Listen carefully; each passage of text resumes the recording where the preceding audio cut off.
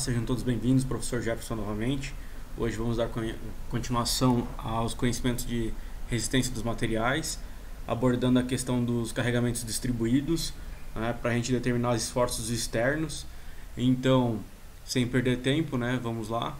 Então, o que são os carregamentos distribuídos? São carregamentos que não são aqueles carregamentos que a gente está acostumado a observar até o momento, que são os carregamentos pontuais, então cargas que são aplicadas em apenas um ponto, ou que a gente possa desconsiderar a área, em que ela está sendo aplicada. Nesse caso, a gente tem um esforço que deve ser considerado, que está atuando em um trecho ou uma área. Aqui deixo dois exemplos, o peso próprio, por exemplo, de uma viga, do jeito que está sendo mostrado aqui na primeira figura. Então a gente tem o peso próprio, e também quando a gente tem um objeto que fica suportado por vigas, por exemplo, aqui uma caixa d'água que está sendo suportada por duas vigas, então esse carregamento deve ser distribuído ao longo da viga, então esse esforço que a caixa d'água está fazendo não está sendo realizado em apenas um ponto. Sabendo disso, então, para determinar os carregamentos externos, é possível concentrar essa força distribuída para determinação das reações de apoio ou outros esforços que sejam desconhecidos. Então, a concentração dos carregamentos distribuídos sempre ocorrerá no centro de gravidade da figura que demonstra o carregamento distribuído. Aqui temos um exemplo, Então, basicamente temos um carregamento uniformemente distribuído. A gente pode ver que é como se fosse a caixa d'água lá que foi apoiada ao longo dessa viga inteira, O que a gente vai observar? A gente vai observar exatamente essa área aqui dessas setinhas, Não importa o número de setinhas aqui, basicamente quando a gente tem esse tipo sequencial de setas aqui, está representando que o carregamento está sendo distribuído uniformemente ao longo de todo esse trecho aqui. Não quer dizer que ele está sendo aplicado nesses pontinhos especificamente, mas na verdade ele está sendo distribuído. Então, o que a gente vai fazer com esse carregamento aqui? O importante é a gente saber onde é o centro de gravidade. Bom, o centro de gravidade de um elemento retangular, sempre é no centro dele, então exatamente na metade.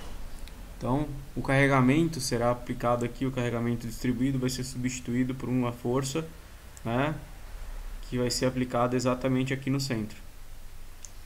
Aí, qual vai ser essa força? Então, o carregamento distribuído é Q. E como aqui a gente tem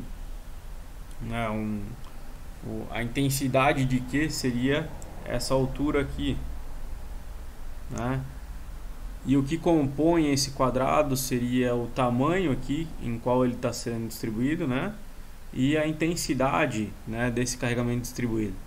Então, se eu for observar aqui a unidade de Q, será Newton por metro. Então, se eu quiser transformar essa força aqui distribuída por metro em uma força que basicamente terá a unidade de Newton, eu vou ter que multiplicar exatamente por quem? Pelo comprimento aqui na qual ele está distribuído. E aqui basicamente é multiplicar porque isso aqui é um retângulo, então a área do retângulo vai ser o Q, que é a altura aqui, vezes o L. Então vai ser QL aplicado no centro de gravidade. Sabendo desse detalhe, então vamos ver aqui alguns exemplos. Então, aquele exemplo exatamente, então ele pede para determinar as reações de apoio nas vigas solicitadas pela ação da carga distribuída, conforme a figura é dada, Então, a gente tem aqui o carregamento distribuído ao longo de L, Então, como é um retângulo, vai multiplicar a base, que é o L, vezes a altura Q, e a gente vai ter a área do carregamento distribuído. Então esse aqui vai ser a intensidade da força que deve ser concentrada. Onde ela vai ser concentrada? Qual é a região que será concentrada? Exatamente no centro de gravidade. Então no centro desse carregamento distribuído aqui, que é retangular, então ele está aqui aplicado aqui exatamente na metade, aqui ficou L sobre 2 e L sobre 2. Então agora é basicamente determinar as reações de apoio. Aqui ele já desconsiderou o RAX que teria aqui, porque ele já sabe que, como ele só tem um carregamento vertical, esse RAX seria nulo, certo? Então aqui ele já sabe que o RAX é nulo.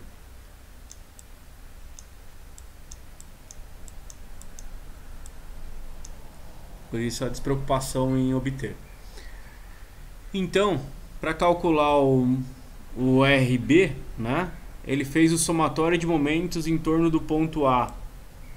Esse aqui é o ponto A, é onde a gente tem o apoio A, né? O que a gente tem aqui no ponto A é basicamente então o RB vezes L,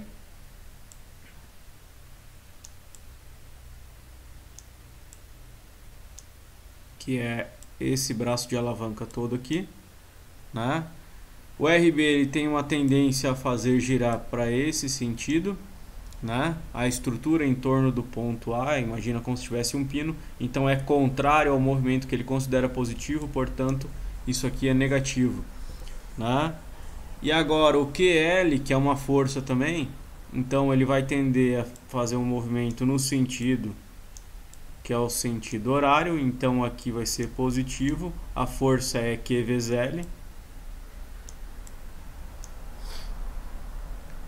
que multiplica o braço de alavanca, que vai ser desse ponto até onde está a força, então L sobre 2. Igual a zero, não tem mais nenhum outro esforço. Então, passando o RB vezes L para o outro lado, a gente obtém exatamente essa equação e consegue chegar à conclusão que RB é igual a Q vezes L sobre 2.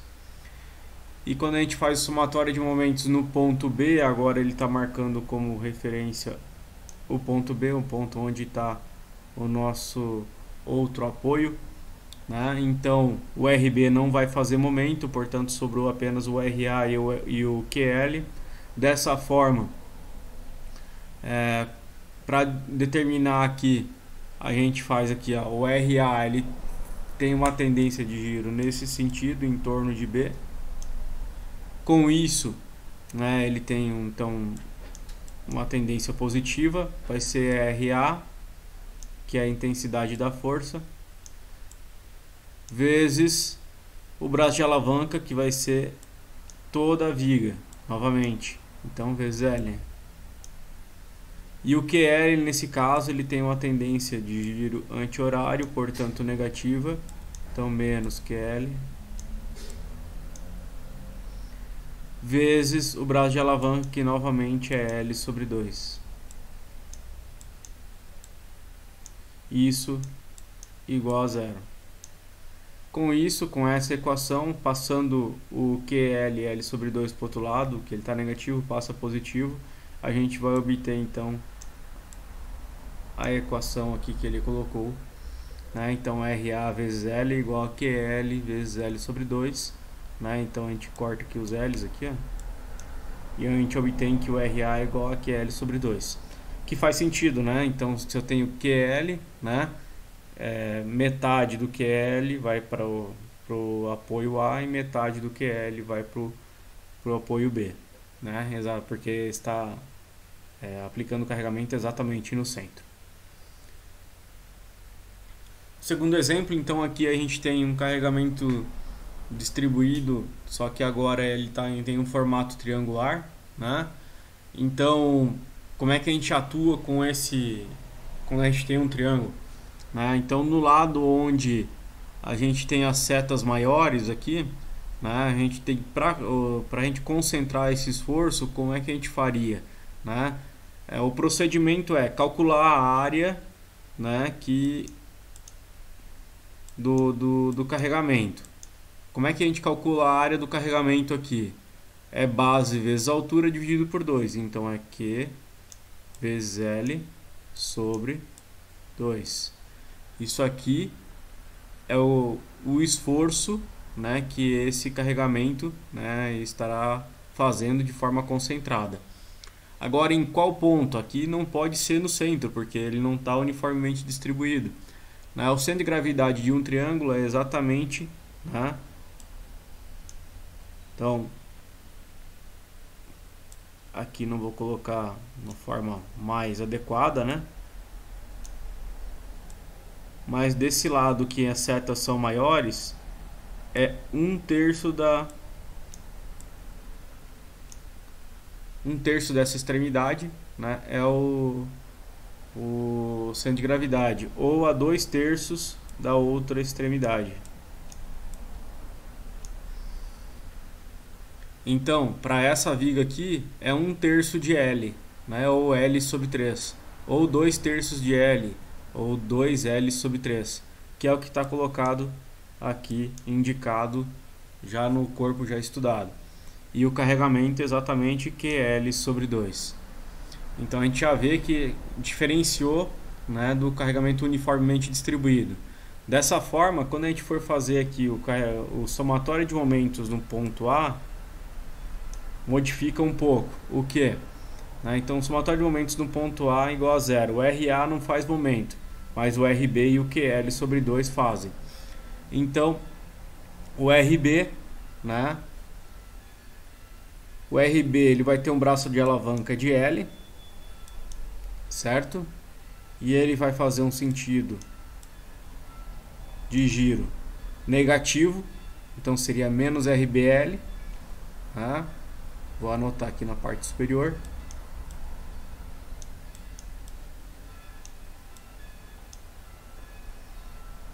E o QL já faz um sentido de giro positivo, lembrando que a gente sempre está olhando como se fosse um pino aqui no ponto A.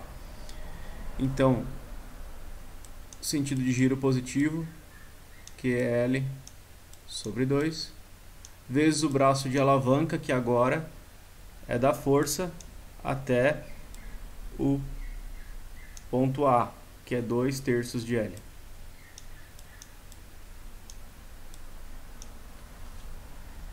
Igual a 0. Daqui a gente consegue obter exatamente essa equação aqui, passando RB vezes L para o outro lado, né, e fazendo as devidas simplificações, né, então dividindo aqui por L, dá para eliminar isso aqui, e aqui também dá para eliminar o 2, então a gente vai ficar que RB é igual a QL sobre 3. Fazendo exatamente o oposto agora para o ponto B, né? Então a gente vai ter que o RA faz aumento, e o QL sobre 2 também faz aumento com relação ao ponto B, mas o RB não faz aumento porque está alinhado ao ponto. Sabendo disso, né, então basicamente com relação ao ponto B, o RA faz girar, né, tende a fazer um giro no sentido positivo, né, então vai ser RA vezes L, que é o braço de alavanca total aqui, vai ser o tamanho da viga. Agora o QL sobre 2 ele já tem uma tendência de giro com relação a esse ponto aqui, negativa, com relação à nossa referência, então menos QL sobre 2, que multiplica o braço de alavanca, que vai ser do QL sobre 2 até a extremidade do ponto B, então L sobre 3. Não tem mais nenhum outro esforço, então igual a 0. Daqui a gente consegue obter exatamente essa equação, passando toda essa segunda parcela para o outro lado, e conseguimos fazer a simplificação dividindo por L, né? Então a gente tem que o RA é igual a QL sobre 6. Então já modificou aqui as reações de apoio, e não são iguais, né? Uma é a metade da outra, ok? Então já a gente consegue observar uma diferença aí bem grande, né, com relação ao nosso carregamento uniformemente distribuído. Aqui um outro exemplo, né? Então a gente tem um exemplo aqui que a gente tem um carregamento que ele não é apenas um triângulo e não é apenas um retângulo, né? Então a proposta aqui, né, é exatamente dividir isso em duas figuras conhecidas, que seria um triângulo e um retângulo. A parte de baixo é um retângulo, então, portanto, será concentrado exatamente no centro da viga, num ponto 3.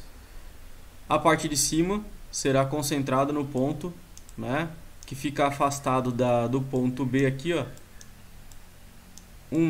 2 metros. Porque é 1/3, né? 1/3 de 6, né? Fica 6 dividido por 3, fica 2 metros.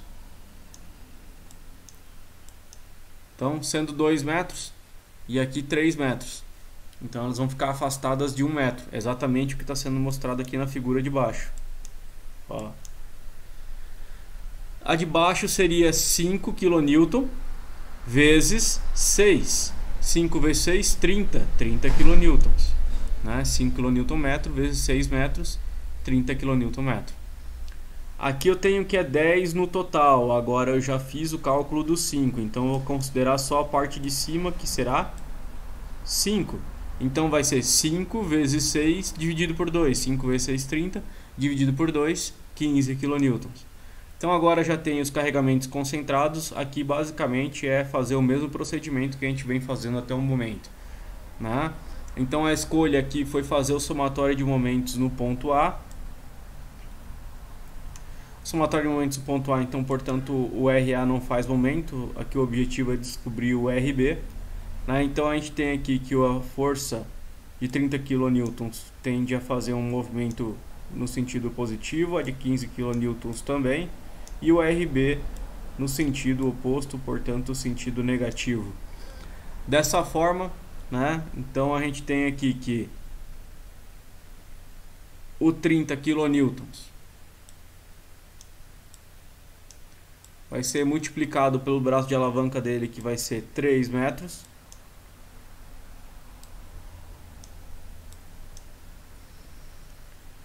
Mais 15 multiplicado pelo braço de alavanca, que vai ser 4 metros,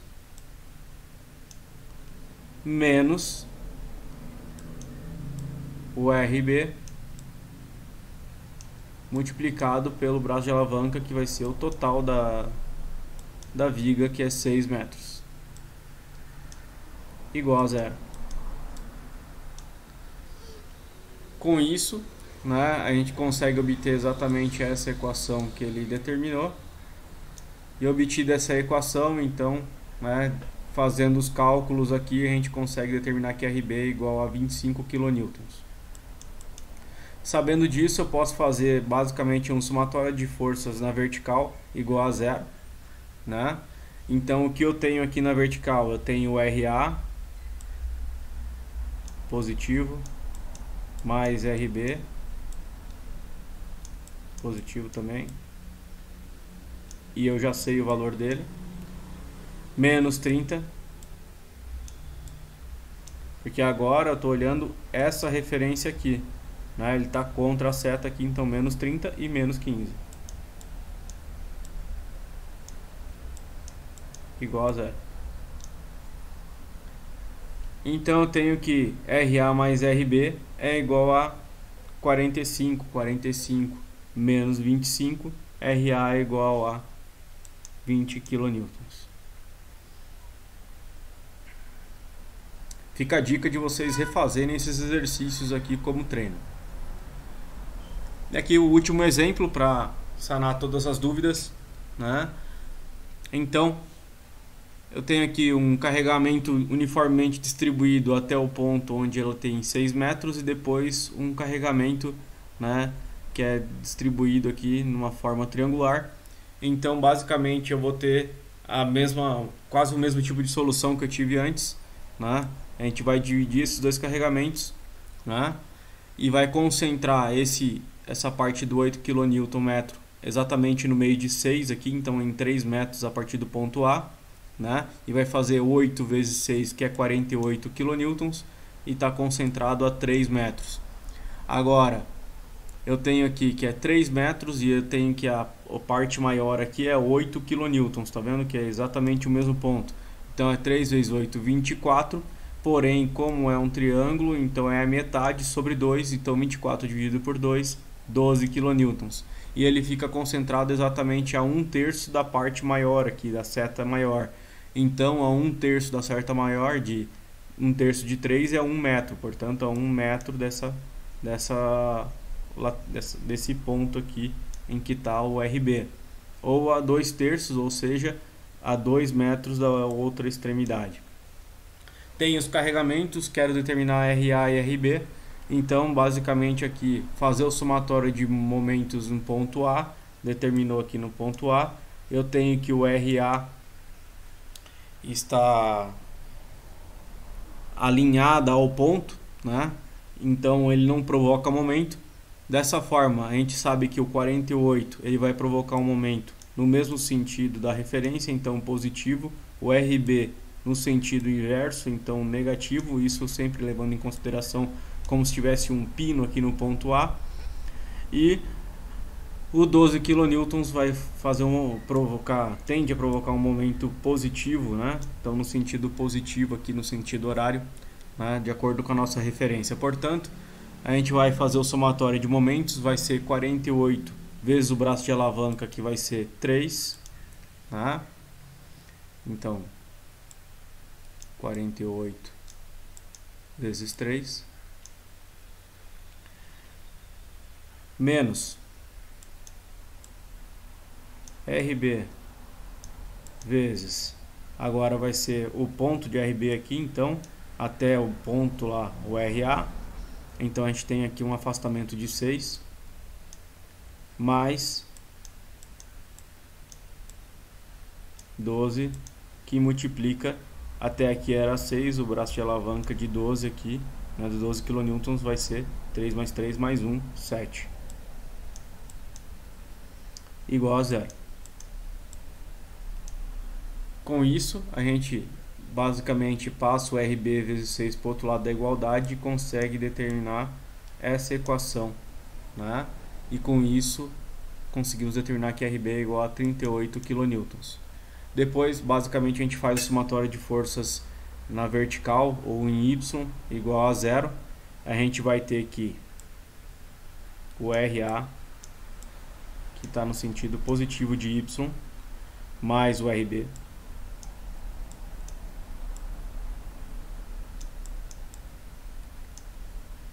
menos 48, que está no sentido negativo, menos 12, igual a 0. Reparem que aqui é um somatório de momentos, aqui eu estou fazendo um somatório de forças, então uma referência é essa aqui, a outra referência é essa aqui, né? Então, passando 48 e o 12 para o outro lado, a gente obtém exatamente essa equação aqui e conseguimos determinar, né? Uma vez que a gente sabe o RB, que é 38 kN, a gente substitui exatamente aqui e consegue determinar que o RA é 22 kN. Sem mais, eu fico por aqui. Fico à disposição para eventuais dúvidas. Muito obrigado. Até a próxima.